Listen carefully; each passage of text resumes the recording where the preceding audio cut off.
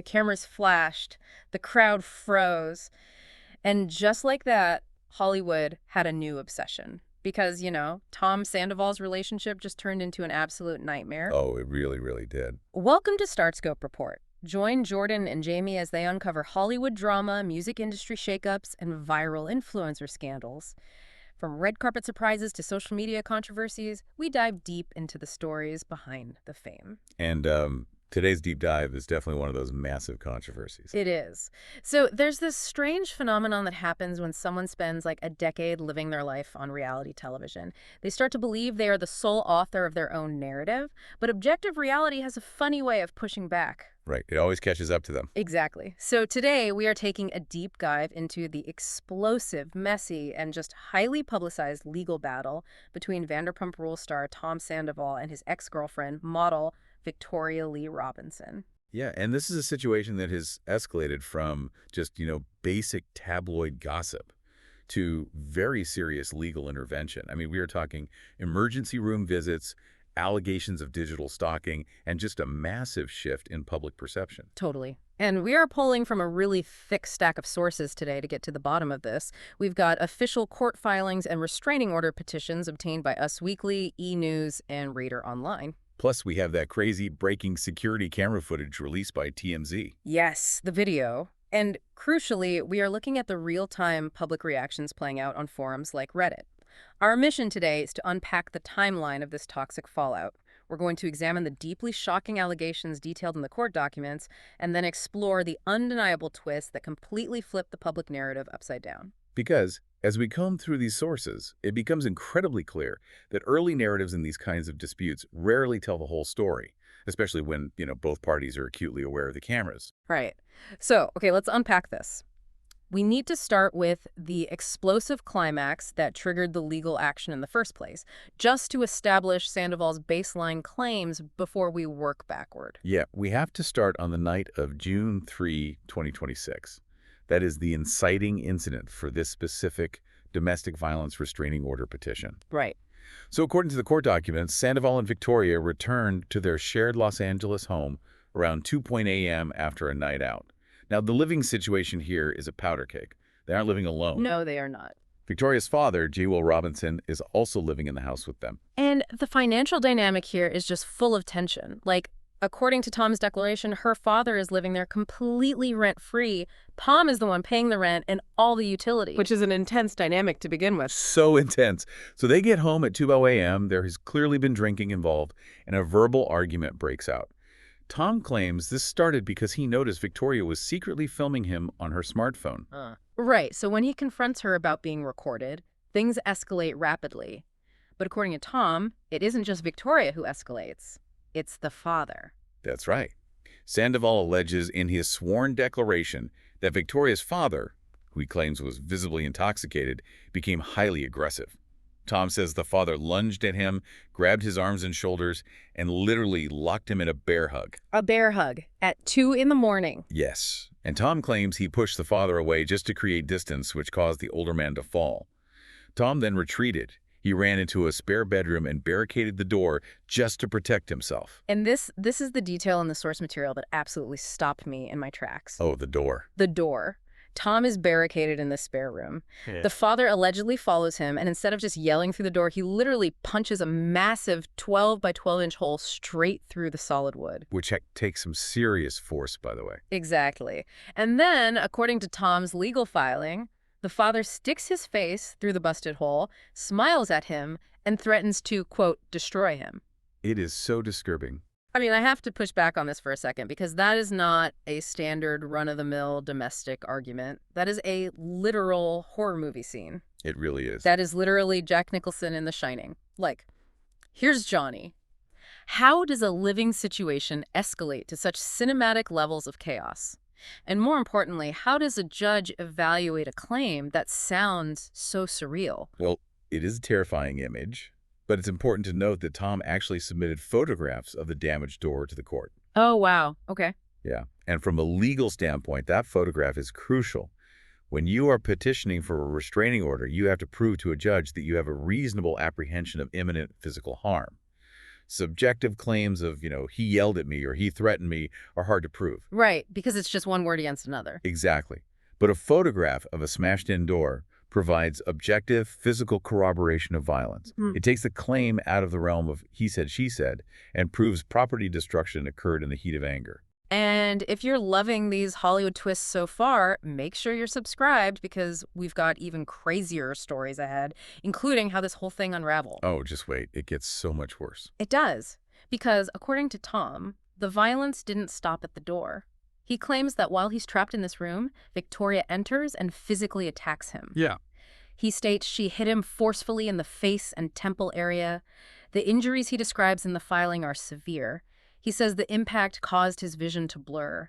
He sustained bruising near his eyebrow ridge, bleeding from his ear and neck, and severe jaw pain. It wasn't just a slap. No, he actually had to go to the emergency room because the jaw pain persisted for weeks. Like, he couldn't fully open his mouth or eat properly, and he required a medical evaluation just to rule out a fracture. Which led to immediate legal action. That very night, law enforcement was called to the scene. When police arrived and evaluated the situation, they actually arrested Victoria for corporal injury to a cohabitant. Right. Her bail was set at $50,000. And this introduces a detail that perfectly encapsulates the messy, contradictory psychology of toxic relationships. Oh, I know what you're going to say. Yeah. Tom admits in his own court filing that he, quote, foolishly helped her family pay that $50,000 bond to get her out of jail. Which is just wild to wrap your head around. You get allegedly assaulted, you end up in the ER, you call the cops, and then you turn around and help pay 50 grand to bail out the person who put you there. It seems baffling to the outside observer, for sure. But in the context of domestic disputes, it's actually quite common. Really? Yeah, it's part of the cycle of abuse. There's often immediate guilt, trauma bonding, or it's just a desperate attempt to de-escalate the situation by placating the aggressor. Legally, paying her bail doesn't stop the state from prosecuting her for the criminal charge, but it certainly complicates the narrative in his civil restraining order petition. Definitely. It creates an ironically tense situation regarding their living arrangements. Let's talk about those living arrangements, because the practicality of this fallout is just staggering. Tom's name is on the lease. He is the one paying the rent and the utilities, but right now... He's not there. No. He is the one living out of hotels across Los Angeles, Las Vegas, Atlanta, and London, or just crashing on friends' couches. He states he genuinely fears for his safety and cannot return to his own home, while Victoria and her father remain living there. Yeah. He is essentially bankrolling the roof over the heads of the people he just filed a restraining order against. Exactly, and that is why he is seeking a kick-out order from the judge to legally force them to vacate the premises. Yeah. But, to get a judge to grant something that drastic, you have to prove that the June 3rd incident wasn't just a sudden, uncharacteristic explosion. You have to prove a pervasive threat. Yes, which brings us to the history of the relationship. The court documents reveal that June 3rd was allegedly just the boiling point of a deeply ingrained, ongoing pattern of abuse. Right, because his legal team documented several previous altercations to establish this baseline. He cites an incident in April 2026 where Victoria allegedly threw a full Gatorade bottle at him. And then there's that trip they took to Nashville in May 2026. No, the Nashville trip. The Nashville trip is a key component of the filing. Tom claims Victoria became intoxicated and enraged just because he took a photograph with a fan. Which is crazy for a reality TV star. That's his job. Exactly. He alleges she blocked his movements, screamed at him, and pounded on his hotel room door so aggressively that hotel security actually had to intervene. Wow. And when they returned to Los Angeles, she allegedly attacked him again, hitting him in the face and physically restraining him so he couldn't leave their home. And once again, the father is cited as an escalating presence, allegedly shoving Tom into the hall. I do have to ask about this from a legal perspective, though. If Tom didn't call the police in Nashville or, when the Gatorade bottle was thrown, how can his lawyers just drop these older incidents into a legal filing months later? Doesn't the court just view that as he said, she said mudslinging without a police report to back it up? It's a great question. In criminal court, prosecuting those older incidents would be incredibly difficult without contemporary evidence. But a restraining order is a civil family court matter. Okay, so to different rules. Right. The burden of proof is lower. It's based on a preponderance of the evidence, meaning it's just more likely than not that it happened. By stacking these incidents together, his lawyers are building a narrative of coercive control. Ah, I see. They are establishing a timeline of escalating volatility to justify why a simple stay-away order isn't enough. They're actually asking the court to mandate a 52-week batterer intervention program for the father. That is a long program. It is a heavy, intensive legal remedy, and you don't get that granted over one isolated argument. You have to show a pattern. And a major part of that pattern involves the father's constant presence. Like Tom paints a picture of a man who is a daily heavy drinker. He claims the father actually keeps a separate refrigerator in his bedroom, stocked entirely with beer. Right. And that this daily consumption makes him hostile. Furthermore, Tom specifically notes to the court that the father possesses weapons, including a club and a knife. Which directly speaks to Tom's legal claim of fearing imminent harm if he returns to the property. But, the physical threats are really only half the petition. Right, because the documents also outline a severe psychological layer to this relationship, focusing heavily on digital harassment. And you'd think the physical altercation is the craziest part, but honestly, the digital stalking we are about to get into is so much worse. It is terrifying. Yes, and this is where the story shifts from a traditional domestic dispute into something deeply modern and unsettling. The way technology has mutated how toxic relationships operate today it's just terrifying. It really is. We aren't just talking about who is yelling the loudest anymore. We are talking about who controls the digital footprint. Tom claims Victoria hid an Apple AirTag in his car. Ugh, that makes my skin crawl. I know. She allegedly tracked his vehicle to an auto shop after the June 3rd incident and retrieved the car without even notifying him. The use of tracking devices in domestic disputes is a rapidly growing area of case law. It strips the victim of their autonomy. It sends a psychological message that you are never truly alone, that your movements are always being monitored. It's so violating. Totally. Under recent updates to California's Domestic Violence Prevention Act, this kind of unauthorized tracking explicitly falls under the umbrella of coercive control. But the allegations regarding his mobile devices are even more invasive. The Face-ID hijack genuinely gave me chills. Oh my gosh, yes. Listeners, picture the mechanics of this for a second. Tom suspects she has been accessing his phone. He confronts her, and she denies it. So he takes his locked iPhone, holds it up to her face, and the phone immediately unlocks. It is so sneaky. She had somehow gone into his settings and set up her own face as an alternate Face ID on his personal device. He claims she was literally trying to distort her face and squeeze her eyes shut when he held it up so the phone wouldn't recognize her, but the tech caught her anyway. It is an incredibly invasive breach of privacy. Yeah. And the motive behind it is what matters legally. Tom claims she used this covert access to fundamentally alter his digital life. Yeah. He alleges she changed his passwords. She altered his recovery phone numbers Yeah. and sabotaged his professional contacts by deleting his manager's information and removing his Cameo link. He even claims she went into his social media and deleted a memorial post he had made for a close friend who had passed away. That is just awful. That is pure digital gaslighting. She is allegedly manipulating his entire reality from the inside out, deciding what he is allowed to remember and who he is allowed to communicate with. He claims she coupled this digital isolation with verbal abuse, constantly calling him a, quote, loser, telling him he didn't have a brain, and actively isolating him from his long-standing friendships. Which perfectly fits the legal definition of coercive control. Yeah. It's about stripping away a person's support system and independence. Right. By documenting the AirTag tracking, the Face ID breach, and the digital sabotage, Tom's legal team is showing the judge that the abuse isn't just physical. It's a systematic dismantling of his autonomy. And yet, right in the middle of all this heavy, terrifying legal maneuvering, there is a detail in the property retrieval request that is so absurd it almost gives you whiplash. Oh, I know exactly what you're talking about. In the filing, Tom has to ask the court to grant him temporary access to the house, with a police escort, to retrieve his essential personal belongings. And what are the items he explicitly lists for the court? Please say it. A 007 golden gun prop, something called Megalodon tea, a trumpet, and ninja sword guitars. It is a jarring contrast. You were reading grave allegations of battery and digital stalking, and suddenly you hit a request for ninja sword guitars. It's just so Vanderpump Rules. It really is. Yeah. But there is a mechanical legal reason for this. When a judge grants a civil standby for property retrieval, you typically only get about 15 to 30 minutes in the house with law enforcement present. Oh, you can't just hang out. No, you cannot browse. You cannot argue over who owns the blender. You have to provide an itemized list to the court beforehand so the police know exactly what you are authorized to walk out with. That makes sense. Yeah, if it's not on the list, you can't take it. So No matter how eccentric the items are, if they hold value to him, he has to legally declare them. So up to this point in our sources, we have a very specific, meticulously crafted legal narrative.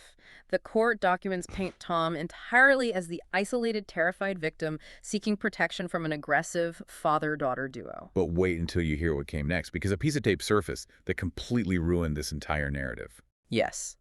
This brings us to the massive twist. Because just as the public is digesting these horrific allegations, objective evidence surfaces that completely shatters that clean narrative. Stay tuned and hit that subscribe button so you don't miss how quickly this backfired. This is where we see the collision between sworn legal declarations and objective reality. TMZ obtained and published security camera footage from the night of the June 3rd altercation, and that video severely complicates the story. Severely is an understatement. This video is a total game changer because it appears to show a completely different sequence of events than the one Tom outlined under penalty of perjury. It really does. According to the footage, it doesn't look like the father just randomly lunged at Tom in a drunken rage. The video appears to show Tom rushing aggressively toward Victoria to snatch her phone out of her hands. Right. The father then steps in, essentially intercepting Tom to pull him away from his daughter. And then Tom violently shoves the father backwards straight into a lit fire pit. Which introduces an entirely new legal dynamic: mutual combat, or at the very least, aggressive instigation. Because he went for the phone first. Exactly. In family court, judges look for clean hands. If you are petitioning for a restraining order, but objective evidence shows you initiated the physical confrontation by aggressively lunging for property, it severely weakens your claim to being the sole victim. I have to ask you about this because I think a lot of us have an initial instinct to blindly believe legal declarations. Like they are formal, they are sworn under penalty of perjury, and they are incredibly detailed. Why do legal declarations sometimes completely omit these massive details? Do people just lie knowing there's a camera right there? It happens far more often than you'd think. Sometimes it is a genuine distortion of memory. Human memory during a high adrenaline, alcohol-fueled trauma is notoriously unreliable. That's true. The brain focuses on the threat, in Tom's case, the father grabbing him, and completely omits its own role in escalating the situation. However, more often than not, it is a strategic omission by legal counsel. Oh, really? Yeah, a petitioner will highlight the harm done to them while minimizing their own aggressive actions to ensure the temporary order is granted. That is exactly why judges rely so heavily on objective evidence like security footage. So the video doesn't just cancel out his claims. No, the video doesn't necessarily invalidate the injuries Tom suffered later that night or the fact that a hole was punched in the door, but it provides crucial context about how the physical altercation actually began. And the court of public opinion certainly did not miss that context. We spent time reading through the real-time reactions on Reddit, specifically on forums that track reality TV fallout. The internet was busy. Very busy. When the news of Victoria's arrest and the details of the restraining order first broke, commenters were largely sympathetic to Tom. People were expressing horror at the Face ID hijacking and the busted door, saying that nobody deserves to be abused, regardless of their past. But the moment that TMZ video dropped, showing Tom shoving an older man into a fire pit after lunging at Victoria, the sentiment flipped instantaneously. Completely flipped. Users immediately started calling Tom out as the primary aggressor. And this is where Tom's specific reality TV history serves as the ultimate catalyst for the public's distrust. Oh, absolutely. We have to remember who we are talking about here. Just a few years ago, Tom was the center of Sandoval, a massive cheating scandal that destroyed his 9-year relationship and made international news. It was everywhere. He exhausted almost all of his public goodwill during that fallout. Exactly. The public already views him through a lens of manipulation. Right. Reddit users were quick to argue that he has a televised history of gaslighting, manipulating situations to make himself look like the victim, and acting aggressively. Yeah. One commenter pointed out that by rushing Victoria to take her phone, Tom essentially made first contact, and the father was just defending his daughter. Because of his history, the public gave him zero benefit of the doubt the second the video contradicted his paperwork. It perfectly illustrates how fragile the victim status is in the court of public opinion. Once the public feels they have been misled or manipulated by a narrative, the backlash is severe and unforgiving. So unforgiving. But we have to separate the swift justice of an internet forum from the actual legal proceedings. The upcoming July 16th court date is going to be incredibly complex for the judge. How does a judge even begin to untangle this? Like, where do you start? Slowly and methodically, a judge will have to watch the TMZ video and weigh Tom's aggressive instigation against the father's alleged escalation. Right. They will have to evaluate the photographs of the smashed door, review the medical records of Tom's jaw injury, and assess the allegations of tech abuse and digital stalking. It's so much. It is. They have to untangle the web of mutual toxicity to determine if a permanent multi-year restraining order is legally warranted or if this is a mutually combative situation where both parties bear responsibility. It really is a terrifyingly messy situation. Everyone is pointing fingers, everyone has documented injuries, and everyone has a completely different version of the truth, which leads me to something I haven't been able to stop thinking about since we started researching the sources for this deep dive. What's that? The sheer suffocating level of surveillance involved in this relationship. Think about the mechanics of this story for a second. Sorry.